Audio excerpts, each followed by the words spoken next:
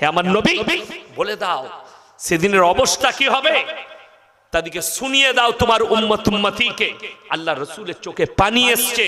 আমি ভূমিকম্পতে তখন তছনছ করব, তখন দুধ পিলানে वाली মা বাচ্চাকে বিছানায় দুধ দেবে, বাচ্চা বিছানায় পড়ে থাকবে, মা রাস্তায় রাস্তায় ছুটবে।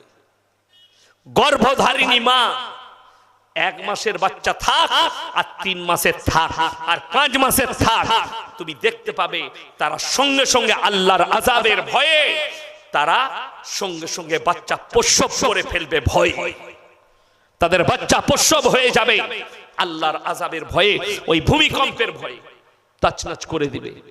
আমার বন্ধুগণ, আমার ভাই, সবাই হাত তুলে বলুন আজ থেকে নামাজ কাজা কেউ করব না। জোরে বলুন ইনশাআল্লাহ। নামাজ কম্পালসারি, আপনি পড়ুন, আপনার পরিবার, আপনার সন্তান, এদেরকে নামাজের দাওয়াত দেন।